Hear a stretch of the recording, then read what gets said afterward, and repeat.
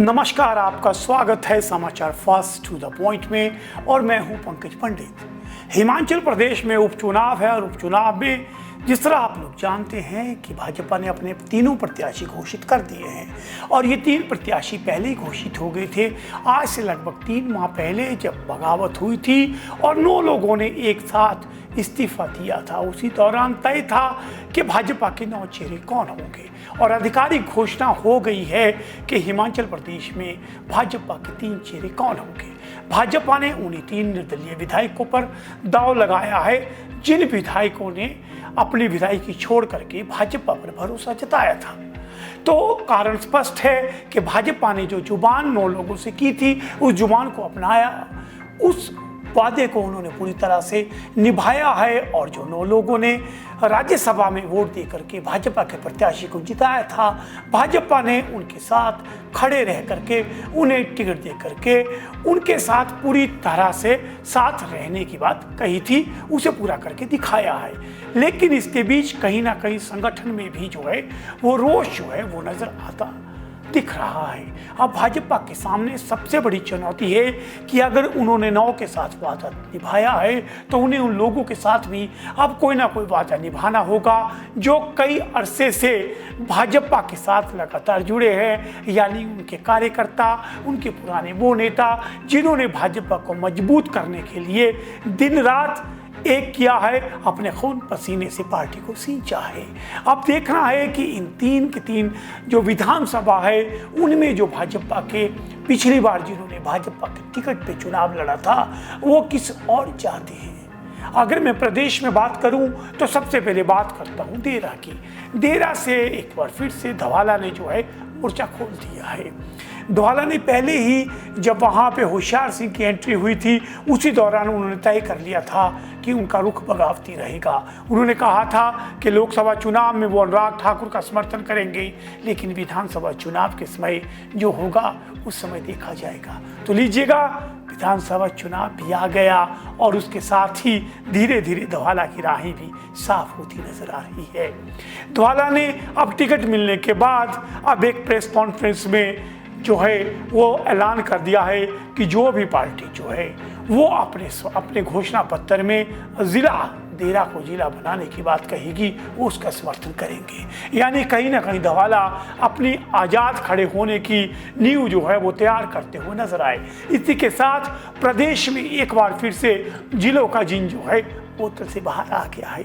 साथियों, जिस तरह आप लोग जानते हैं कि हिमाचल प्रदेश में जब भी विधानसभा चुनाव आते थे तो ये जो जिन है ज़िलों का ये बोतल से बाहर आ जाता था और हिमाचल प्रदेश में अक्सर जिला कांगड़ा की विशेषकर बात करूं तो कांगड़ा, नूरपुर और देरा जो है वो ज़िला बनाने का दावा करते आए हैं। अब उपचुनाव हैं और जिस तरह से धवाला बगावती तेवर अपना रहे हैं और उन्होंने अपने रुख में कहा है कि देरा को ज़िला बनाया जाना चाहिए।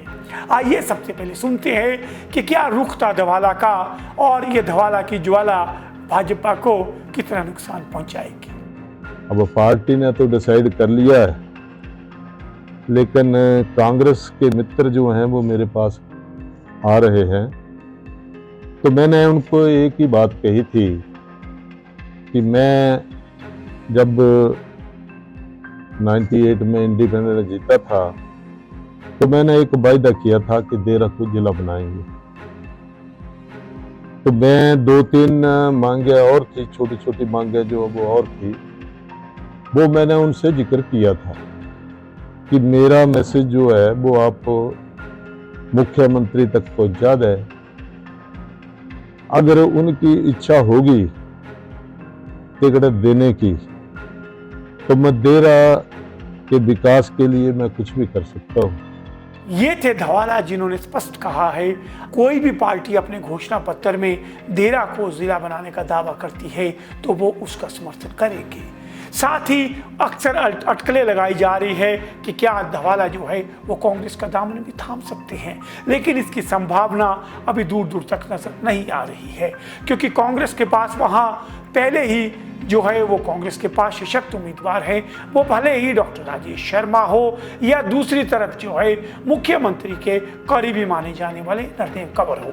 इन दो नामों को जो है हाईकमान के पास जो है मंजूरी के लिए भेजा गया है, लेकिन आखिर समय में जब भाजपा का टिकट होशियार सिंह को तय हो गया है, ऐसे मौके पे ये जो धवाला ने एक जो जिला का फैक्टर खेलने की कोशिश की है, क्या इसका लाभ सियासी लाभ धवाला को होगा या क्या इसका नुकसान भाजपा या कांग्रेस को होगा?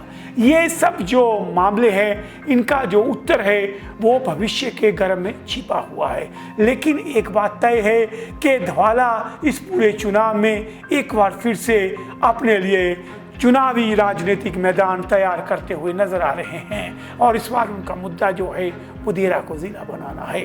अब देखना है कि एक तरफ सुखविंदर सिंह सुक्खू की सरकार है, उनका चेहरा है और उनके चेहरे के साथ ही कांग्रेस का प्रत्याशी मैदान में उतरेगा।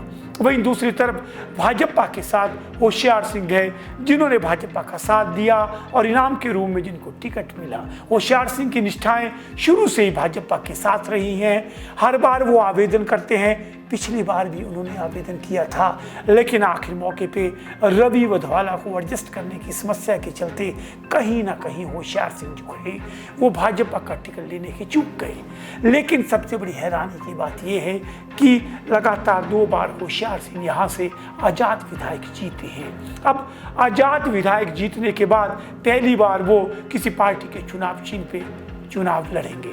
अब देखना है कि क्या धवाला आज़ाद होकर मैदान में अपनी ताल ठोकेंगे। क्या धवाला का ये जिला वाला दाव है, ये क्या कांग्रेस और भाजपा पर भारी पड़ेगा?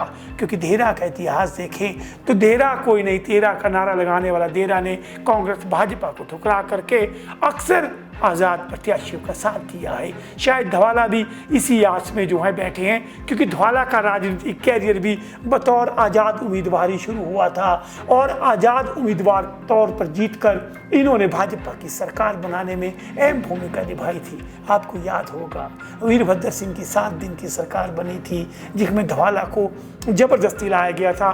धवाला ने इस्तीफा दे करके प्रेम कुमार धूमल की सरकार बनाई थी। आज भाई वही धवाला एक बार फिर से मुझे लगता है कि कहीं ना कहीं आज़ाद उम्मीदवार के रूप में इस मैदान में नजर आ सकते हैं। अब देखना है कि भाजपा की जो है टीम जो इस तरह की समस्याओं से निपटने के लिए भाजपा ने बनाई है, क्या धवाला के साथ कोई राजनीतिक वार्ता भाजपा की होती है, क्या कांग्रेस धवाला से कोई बात कर पाती है, ये सब देखना होगा। लेकिन भाजपा की तरफ से स्पष्ट है, टिकट अनाउंस है, होशियार सिंह उनका चेहरा है।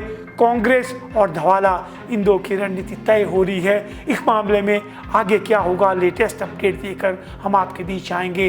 तब तक आप देखते रहिए, हमारे साथ जुड़ते रहिए समाचार फर्स्ट टू द पॉइंट।